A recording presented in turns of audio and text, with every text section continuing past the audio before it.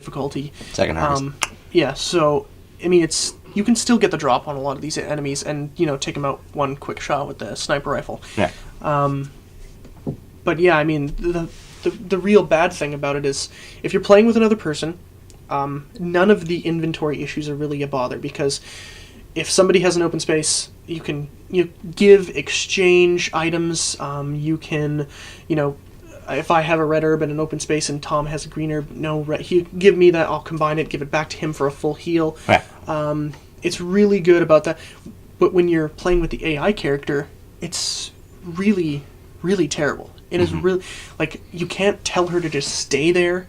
There's cover and attack. attack. Players, you can walk away, and I don't have to worry. I guess in most cases, depending on who you're playing with, you don't have to worry about that player, because they know, look at the door where the zombies are coming, not standing around looking at the ceiling or picking shit up. Yeah, like, cover my back or something like that. You actually don't even get the option to tell Sheva to stand still. Yeah, the only thing you get to do is tell her to cover or attack, and I could find no difference between the two. The only difference is cover is she will use her pistol first, and attack is she will use the bigger guns. Oh, really? That's the only difference. Okay. And in cover mode, if she runs out of pistol ammo, obviously she's going to switch to the next gun. Another thing about that is the fact that she shoots everything. Yeah. And just pisses through ammo like nuts. Like, going through the first few chapters with her, I found myself griping for handgun ammo. Like, I could not get enough of it. And sharing it between her and I'd like, you know what, I'm a better shot than you are. Yeah. I don't care if you're controlled by the computer, I'm a much better shot than you are. It was a real pain in the ass. And then that part, later on in the game, you go into the mines, and it's pitch black. So one of you has to take a big lantern.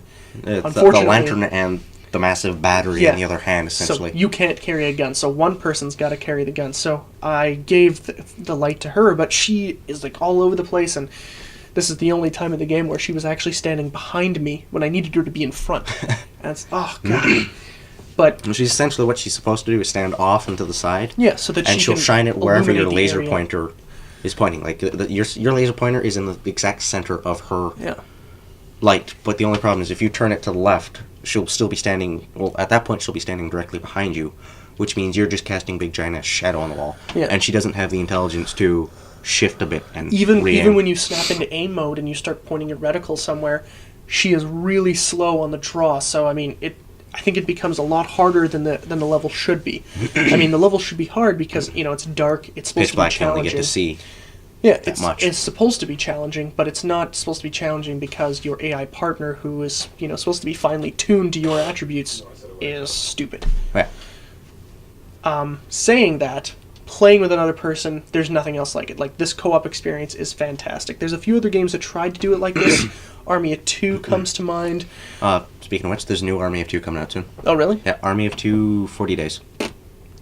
40 days. Terrible. This one's supposed to be better. But back to Resident Evil. Yeah. I mean, there are a few other games that tried to do, co-op stuff. I think this one just definitely nails it because it's really, really accessible. Yeah. And speaking of the co-op, there's literally no lag or connection issues. It's just spot on.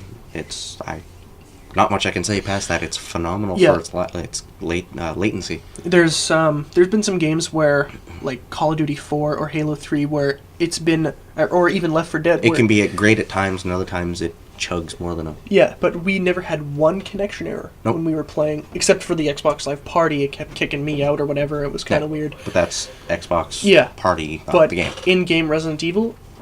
It was fantastic. Yeah. Not only that, but after you beat the game, you get Mercenaries mode, which you can do offline by yourself, online co-op, or split-screen co-op, which is awesome. But that was actually released as a patch after Resident Evil came out. Yeah. But the co-op experience is second to none. I can't think of any other game that's better than this co-op experience. This game is... For co-op, this game is up there. Yeah. It's really, really good. So, I mean, if you play with the AI first and you never play with anybody online, if you don't have Xbox Live, you're not going to really be missing anything. You're going to disagree with us. Good. The game is still good, and you'll eventually learn the ropes of using Sheva as a pack mule. Yeah. And eventually... And the game is still good on your own, it's just it could be better. Yeah, and because we started playing with each other and then we went back, when one of us was away or whatever, it's like, well, God, I wish like, couldn't you just stay here? Or if you died, it didn't matter. I could just continue by myself. But no, I mean, she's got to be there all the time because there are context-sensitive areas in which you need two players to access, or you need two players to progress through the story. So yeah, it's good. It's good. It's very good. The replay value is another thing. Like Mercenaries, you got a bunch of collectibles, BSAA symbols. They're scattered all over the environment. They're sometimes quite difficult to find. You have a bunch of treasures to collect. You've got like 50 treasures to collect. Yep. The All BSAA badges, different. those things, they have put those in the most obscure places you will ever think of. Yeah. Some of them are the hardest things to find, and other times they're like right in your face, like, look, But I'm you- a badge. yeah. I'm like, here, shoot me.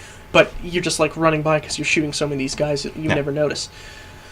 In fact, some of them I even actually had to go to YouTube to find, because it's A lot of them you had to go to YouTube. not to a lot find. of them, less than half, like just under half. But like some of them, there's one. I'm not going to say the level. Just you guys can try and find it on your own, or you can do what I did.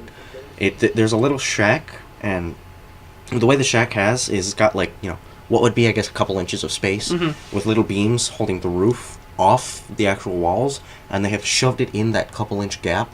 So you pretty much actually have to stop and look at it in order to find it. Yeah. You're And not then- going to see this thing if you're running fast. Be bang on with a sniper. And there's that one that's like super far away from where you have to be. It's and you have even to be in the bang scope on with a sniper full- rifle. Yeah, even with the sniper rifle in full zoom, it comes up as like barely a pixel. Yeah.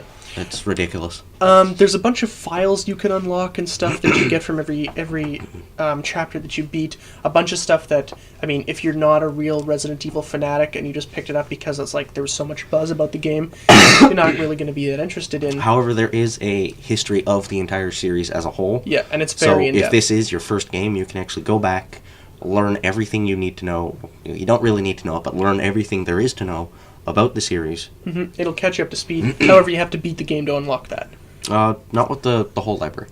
Okay. You get the history of Resident Evil off the bat, but it's not going to be as thorough.